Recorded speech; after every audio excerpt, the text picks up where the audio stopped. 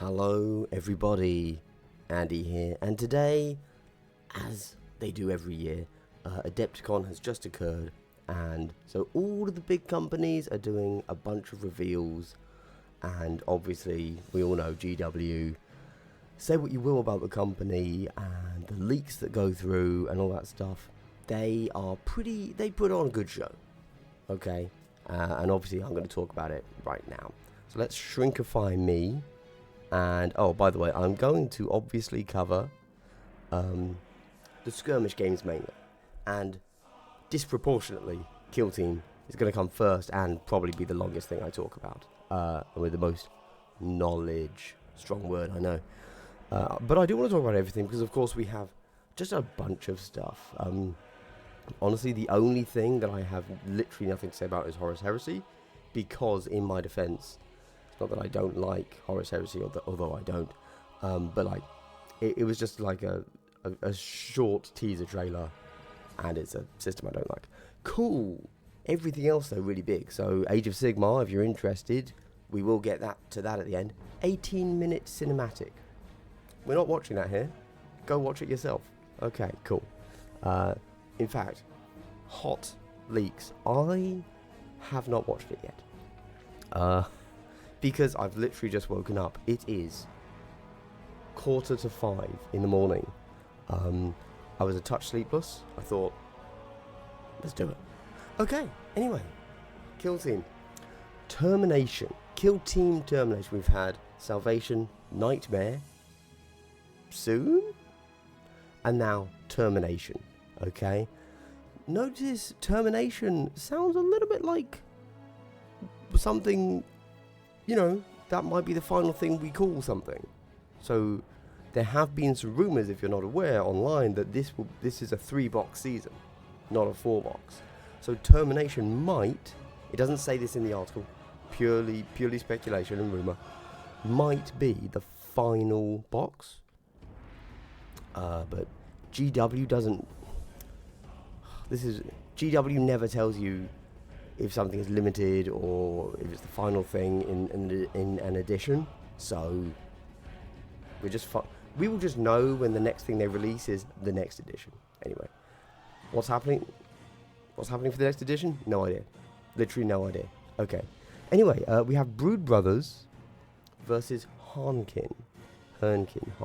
Yeah. Obviously, we're going to editorialize this, right?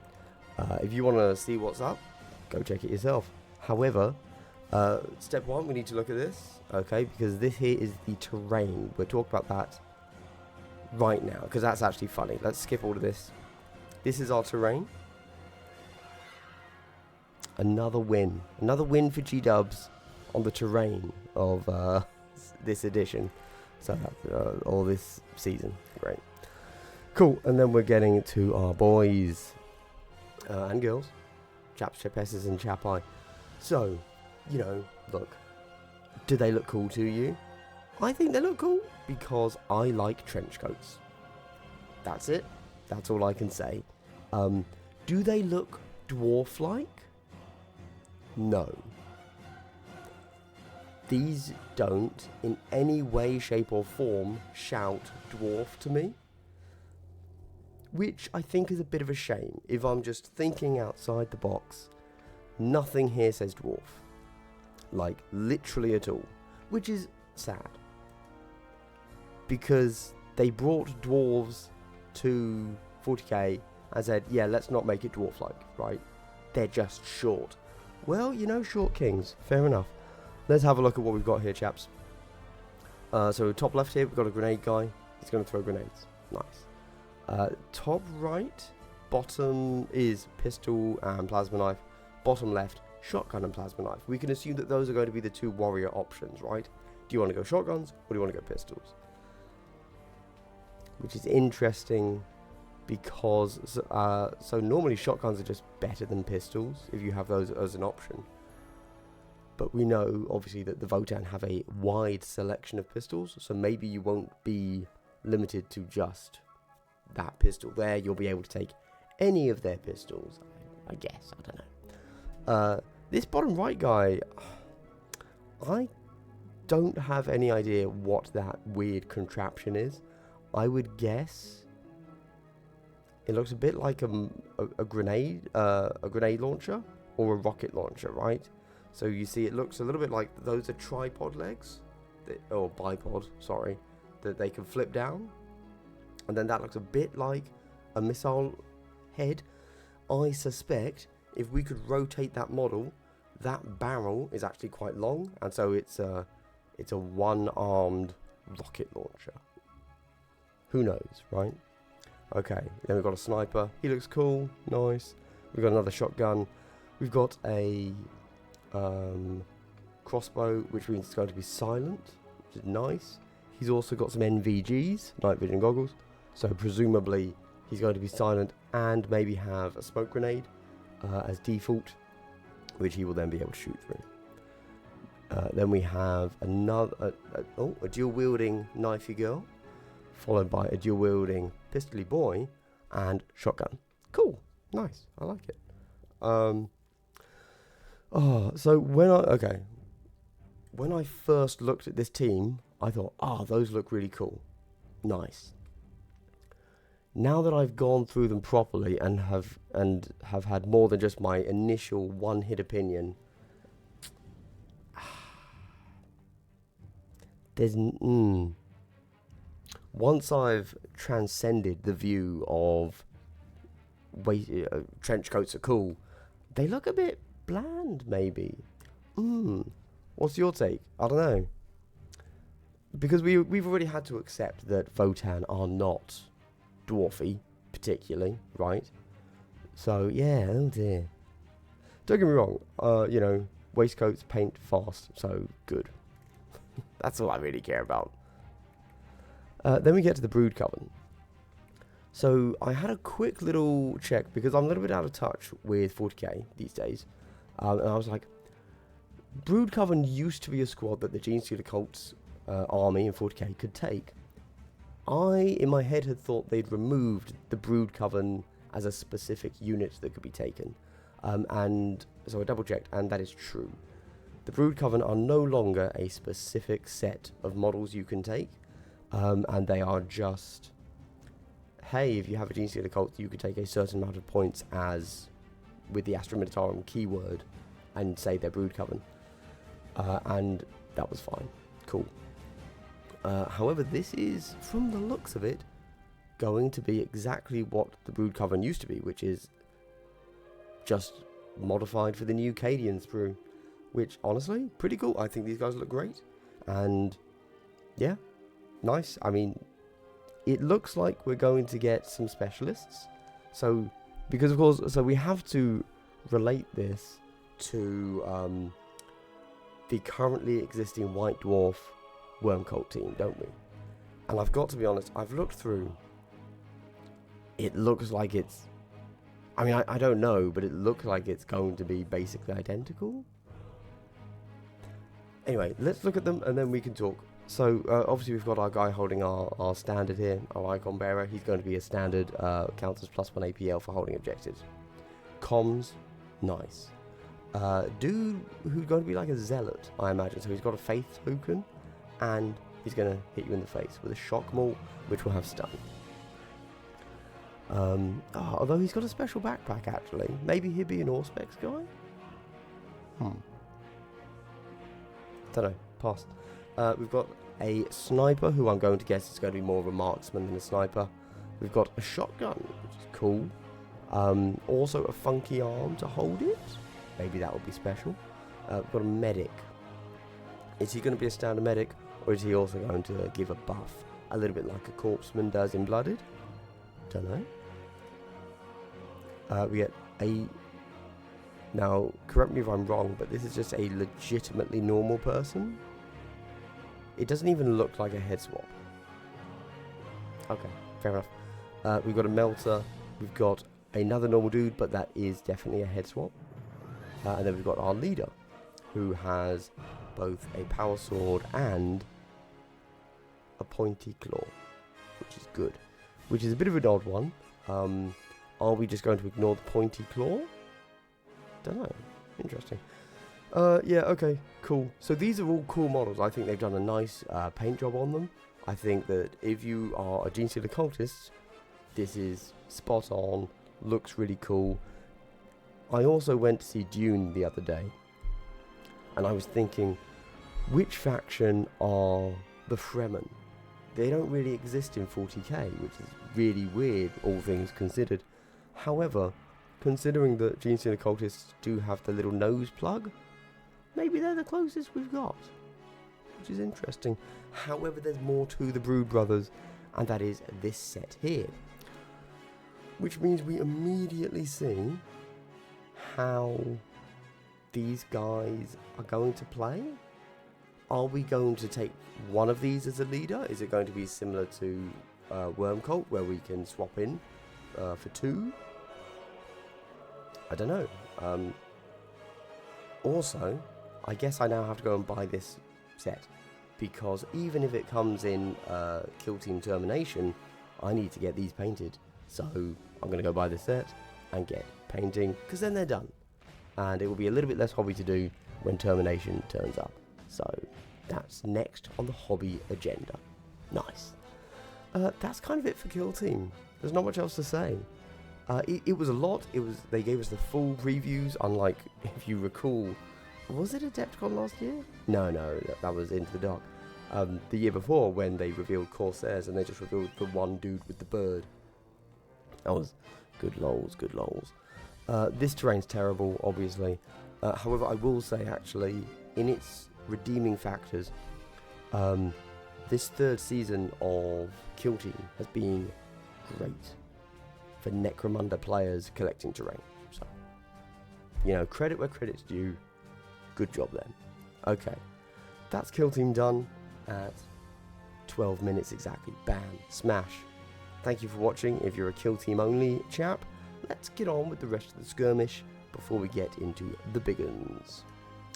Necromunda, this is just a teaser trailer. There's nothing to say here except from, we have some silhouettes of stuff. The only question is it going to be a new set of models for every house, or is it going to be new houses? My very, very brief understanding is that Necromunda Secundus is a different hive, so maybe it's all different houses, which is interesting.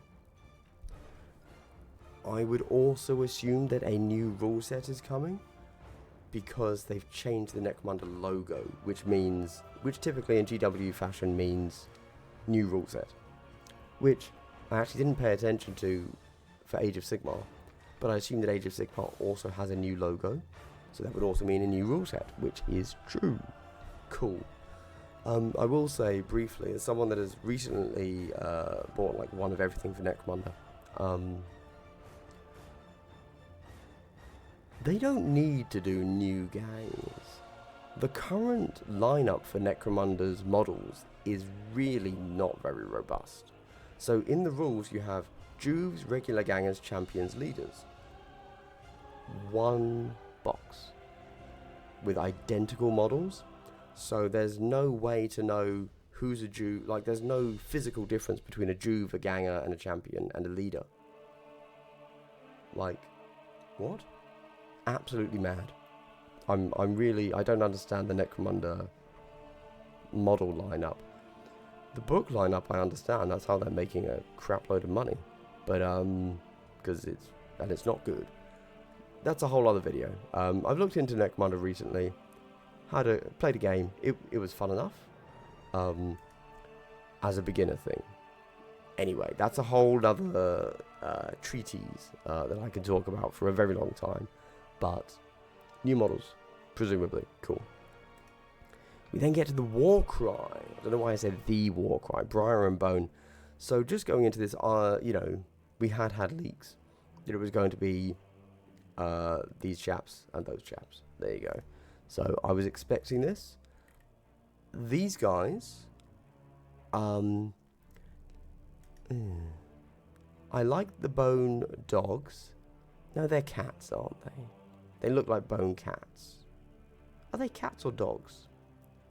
Team cat or team dog? You tell me. These, no, not for me. Always like some new. Are these Mortrek Guard or are they the big guys, Reapers? K-Knight Reapers. Not sure. Either way, fine. Doesn't speak hugely to me, I've got to be honest. The Ossiarch Bonekeep. Are they Bonekeepers? Yeah, why not? Ossiarch Bonekeepers are always a bit of a weird one for me. I like the idea of some bone armies, I guess. But they're a weird one. Yeah. Anyway, we then go on to bees. So this is kind of showing a very interesting, slightly more twisted and corrupted side of Sylvaneth, I feel. I think the bees are nice. That's cool. Yep. Looking good. Again, these don't stand out as like brilliant, amazing new sculpts for these models. The sculpts were already good. It's cool that they are combining the two multi-part kits a little bit here into this. It doesn't really... whatever. Then we get these ones. These all look cool. If you're into Sylvaneth, you are probably going to love these. If you're not into Sylvaneth, these aren't going to change your mind. However, new Dryads, hell yeah. And these look much better, right? Like, the old Dryad kit is showing its age, in my opinion. Oh,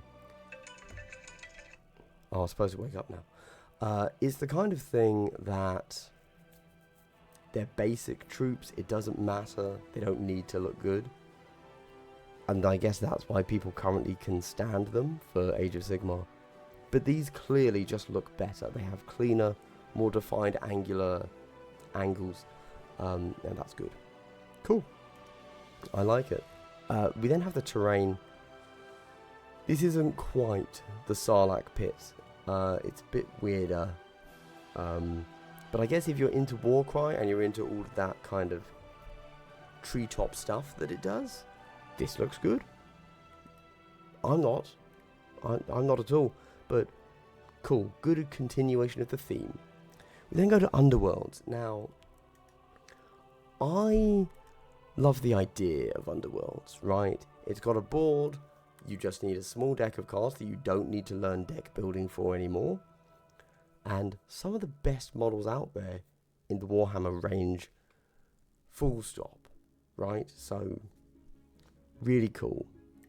And I have Death Gorge, and I could get behind these two different models, you know. I like the Sea Elves. I like demons as a general concept. The demons in this didn't really speak to me, but I like elves, so that was fine. And I also, because it was my first time really playing any Underworlds, I could go out and buy the Zandire's Stormbreakers or whatever, the Stormcast, and played a bunch of them, and they were fun. Cool.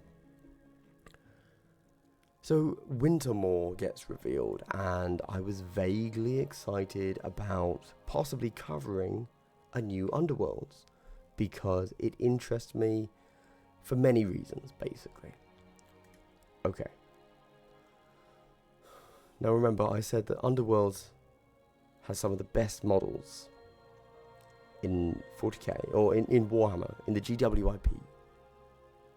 Full stop.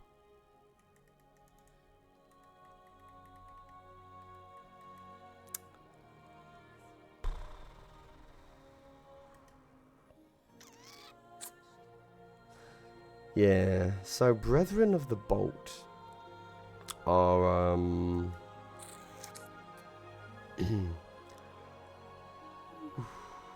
so I guess these are cool for some people. I don't know what the rules are. Two guys in it. This is two guys in a trench coat, if you can't tell, which is, I tried really hard because Warhammer's dumb, and you've got to embrace that dumbness, right? And two guys in a trench coat, because I assume because they want to be slightly higher to the sky because they worship lightning, and you see they all have like lightning conductor rods on their head, is like, okay, yeah, you know what? Cool. I'm into it. It's stupid. I'm okay. That's fine. I like it. I can get behind two dudes in a trench coat because that is Warhammer. Cool. These guys, I get the idea. They want the lightning to hit their heads and then the chain goes to their weapon, so they have lightning rods. But these three are just nothing to me. This guy's cool. I genuinely like this guy. I think he looks pretty cool. Everybody else not so much. So anyway, this is a bit of a miss for me. But you know, even Underworlds has had misses before, and it can still be a good box, right?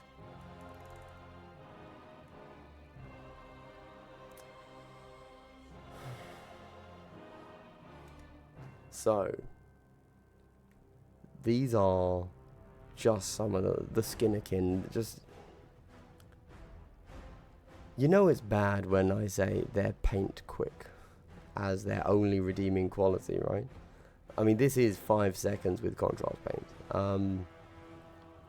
So yeah, these don't speak to me. That's all I'm saying. And the thing is, though, I quite like a lot of Age of Sigmar, and at some points I have had interest in Flesh Eater Courts. Not here. These are a bit boring, if I'm honest, which is a real shame. Maybe it will be different when I get my hands on the models, but like, I would struggle to recommend this box over any other box I've seen, to be honest with you. Yeah, I think that the last one, this is Wintermoor Death Gorge, was better. And if you can get your hands on any before that, probably also better. Which isn't good for a starter offering, is it? Okay, let's keep going. We get to 40k. That's right, I've done this in order of what you guys probably are interested in. Ooh, you should be skirmishers, right? Like, that's why I did skirmish first. I might not officially be a skirmish channel, but we all know skirmish be skirmishing. Burning for the skirmin. So we get some Chaos Space Marines. Now, in my mind, to me, I'm like, but we've just had Chaos Space Marines like last year, haven't we? Because we just got the new Possessed and stuff. That was probably 2 years ago, maybe even 3. Time is really hard. Was it 3 years? Let's not think about it. So we get a random looking Lord. Cool. He looks fine. But you know what? In fairness, so he doesn't stand out as particularly interesting to me. They've given him a tactical rock to try and increase his worth. But, nah. He looks good though. Like, he looks like a good character model that is going to stand out for the rest of your army. And really, in GW's defense, in GW's defense, they have their design language for Chaos Space Marines so fixed, much like they do for Space Marines. It's really hard to innovate and do something legitimately new. Like even this guy, he just looks to be a bit floaty, which isn't great. You know, cool jump pack, but he's just kind of just floating there a bit, really. It was very similar to... I conceptually like Space Marines and how they look, but the last release set they did for Space Marines, which was the jump pack assault dudes, I didn't even look twice, because they just looked identical to assault intercessors, but were like 5 mil off the base because of a piece of scenery. It was like, cool, that is exactly what I expected to see, and therefore I don't really care. And likewise, these are exactly what I expected a Chaos Lord and a Chaos Lord with jump pack to look like. But we do get new codex, which is cool, and apparently that means it's going to come with 2 boxes. I'm going to be honest, I didn't quite understand if these are one-off boxes. So normally when they do a new codex, what they like to do these days is they give you a battle force and it will come with the new codex in, like we've just had the Kroot release, which is indeed new models plus the Tau codex. So I assumed that either the battle force for Veterans of the Long War or Dread Talons is going to have the new codex in. Maybe both?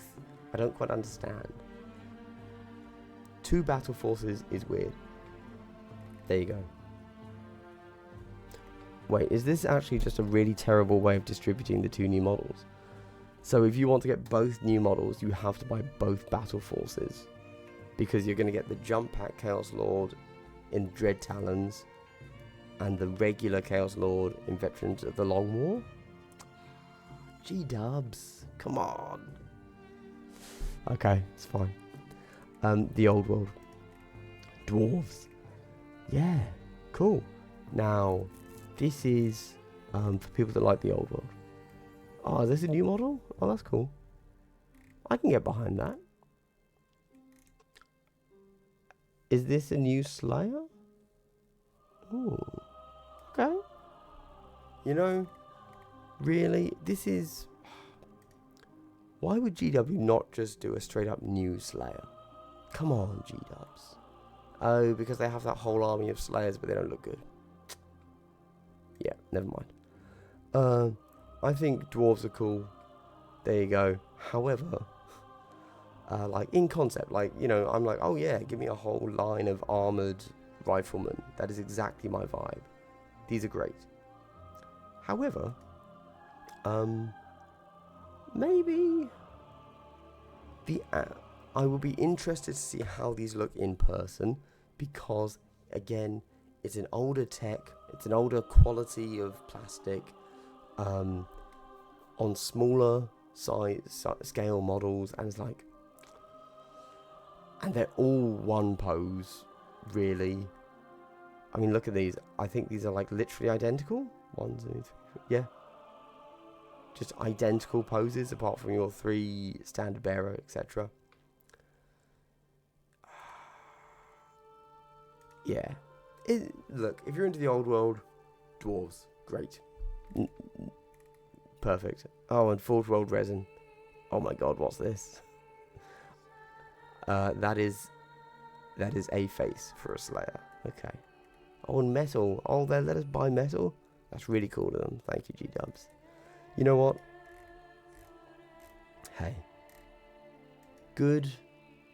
If you're into the old world and you've got nostalgia for these, it's awesome that you can still buy them. I'm not going to poo-poo them.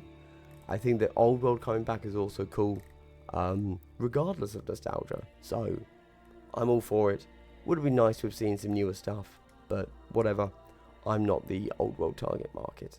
Moving on. Abraxia, Spear of the Ever-Chosen. This chap here, or chapess, chapai. So this is a leader for the Dark Oath Warband, sorry. So Dark Oath are a new faction that have just been released. We saw their battle force be shown off. Cool. If you're into the traditional, what's the word? Conan style barbarian, that is this. And I think this is a great looking model that you can put, like, go out, buy your Dark Oath battle force and this model, thumbs up, you're going to be a happy chap, okay? It's cool dude. It's cool dude on a cool dragon that can go with some cool dudes, and kind of showing here as well that perhaps in your default Dark Oath army, you'll also be able to take Varangard. That's probably your 2,000 point army, right? New battle box of Varangard, plus Abraxia, you're sorted. Great. Oh, and a new terrain piece. Nice. That does look cool. This is a I wonder how big it is. Will be the only thing I say. But looks cool. Say what you will. GW has really allowed themselves to put out some amazing sculpts in Age of Sigmar. Like, outside of some of the kill team model kits, I think that everything for 40k has been not as good as Age of Sigmar. Some of the kill team stuff has been top tier. But yeah, Age of Sigmar, I think they almost always knock it out of the park. They've done a really good job. And I say this looking at this because I'm like, I could have that on my table. Yeah, sure, that looks cool. Why? Don't need it. I've got all the terrain I need. But yeah. Then, so we get to Age of Sigmar, 4th edition. At the top here, that is the same logo. I believe. So, yeah. Now, I thought this was... I'm not going to talk about this. I'm going to swap to the next slide in a sec. Page. But it says 9 amazing moments from the incredible Warhammer Age of Sigmar cinematic trailer. And I was like, 9 moments? Alright, GW. Stretching it a little bit there. Like, it was only a 2-minute trailer. How are there 9 things? No, it was an 18-minute trailer. So, definitely go and check that out. Yeah. Go and read this. I haven't, as I said, looked at the trailer yet. It looks cool. What more could I say? I'm actually... Oh. Guys, you tell me. Is this a very slightly modified new logo? Because it doesn't look it. The only thing I can think is that before I had missed that this side is Stormcast with the little sun spear, and this side is Chaos with the star. Don't know. Boom. You then get to the 4th edition. Lovely. Yes. No new. Okay, fine. So, Hopecast into Ruin, hashtag new AOS. Very cool, very cool. There you go.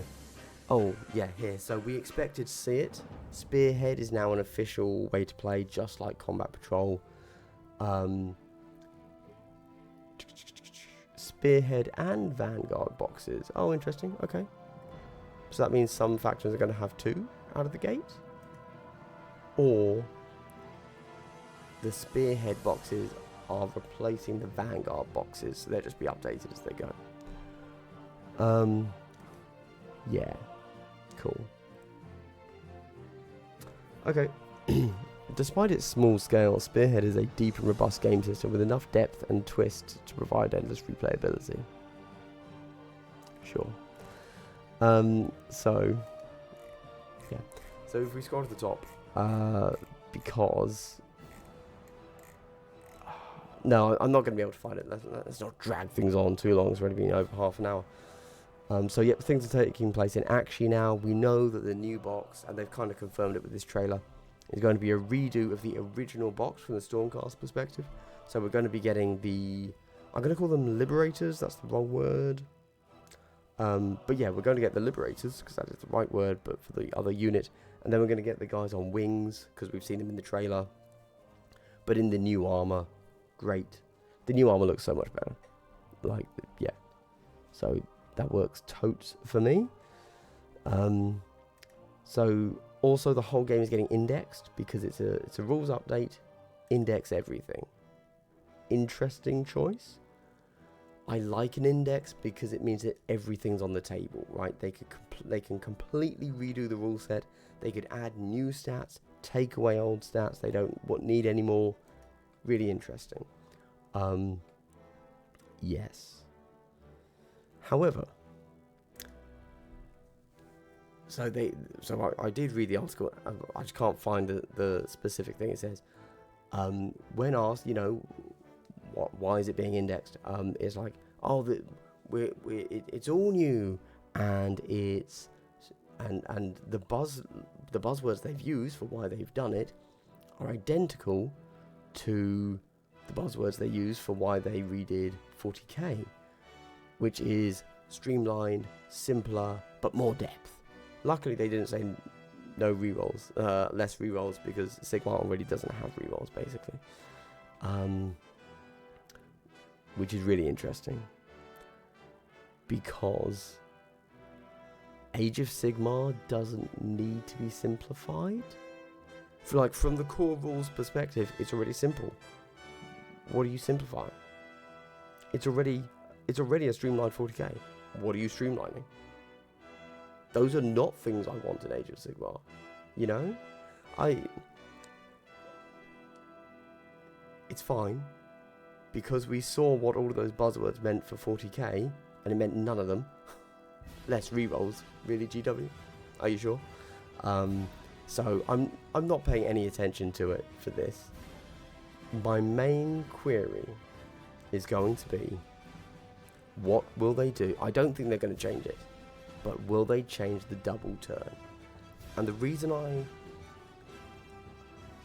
I mention it is because, don't get me wrong, the double turn's a thing you can play around and stuff like that, but not always. Like, you know, double turn's pretty powerful. And the reason I say it is because I was looking on the Age of Sigmar Reddit the other day, and there were 2 threads that came up. People saying, oh, I'm for 40k and it's a bit boring at the moment, so I'm looking at Age of Sigmar. Or I'm trying to get my girlfriend into Age of Sigmar. Any advice? And one thing that came up, well, firstly, one of them was just wrong. He thought that he didn't like the simplicity of 40k. So he's looking at Age of Sigmar, and he'd be like, "No, incorrect.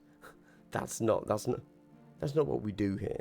And they all said you probably want to look elsewhere. Like, if you're bored of how simplistic 40k is, Age of Sigmar is not the place for you. So maybe consider another game set. But the other thread was talking about the double turn. A lot of people they said, oh, but I'm concerned about the double turn, and a lot of people kind of responded saying, you know, yeah, the double turn is bullshit. Like, it is. You can mitigate it, but sometimes you will lose a game because you rolled a single dice lower than your opponent. Yes, that will happen. And that seems like a negative, like in a game system, you know, like in Kill Team, we're going to complain about a jump test, right? It's kind of the same thing. Like, for so much of the game to hinge on a single dice roll is probably bad. In fact, you know, I'm willing to say it's just straight up bad game design. From an odds perspective, it doesn't really make sense. Don't get me wrong. For those of you that haven't played Age of Sigmar and you're somehow still here, but you have played 40k, the double turn in Age of Sigmar is not as devastating as a double turn in 40k would be, due to there's less shooting on the board in general, and as long as that stays true, then it's okay. But also combat is alternating back and forth, so in your turn, if you don't charge, your opponent actually gets to fight first, and you alternate that way. Charges still go first though, so it's not as devastating as it sounds straight off the top of, oh, I get to go twice. It basically means an extra turn of movement and then shooting before your opponent. But that can be enough, right? If you get that double turn and you're a shooting army, yeah, you might just wreck some people. Yeah, there you go. So, cool. With that said, I think we're done. That's everything. Hype. Let's embiggen me. Boom. Thank you for watching. You know, GW does do a good reveal, don't they? As much as I might have gripes with GW, I like their reveals. Now, these were all spoiled the other day. I don't like spoilers, because it was just a text list that was revealed 2 days before the actual event. I was like, this didn't add anything to my life. I don't like this. Everyone has a different take on spoilers, though. However, it was of note that the spoilers were wrong for Underworlds, which is quite interesting. They were Nighthaunt Alchemist versus Nurgle Demons, and that's not what Underworlds got. I believe that everything else was correct, though. Maybe. Yeah. So there you go. Just interesting notes. Alright, well, thank you for watching. What excited you most here? I think that the Kill Team set was... The Brood Brothers were like a safe thing. They needed to put out an upgrade kit. Cool. Fine. Hearthkin? I think they could be a little bit love it or hate it. I think that if you're not a Dwarf fan, you might just be like, well, these are nothing. And I don't care about an upgrade, a single small upgrade sprue for an existing kit. So this is a hard pass for me. Oh, the terrain's obviously a pass, right? But yeah. So the standout for me, the standout model, the single best looking model, I think, was actually Abraxia. Cool stuff. And I'm generally excited for Age of Sigmar 4th. I'm definitely going to be following that with great interest. Really interested to see what they do with the new rule set. I assume it will just be small tweaks, but then they've indexed it, so it could be anything. Don't know. Yes. Cool. Underworld's biggest disappointment. Alright. Thanks for watching, everybody. Let me know what you were hyped by. Give me that tier list. Give me your Adepticon GW tier list of reveals there, because I'm interested. Alright, thank you. Bye.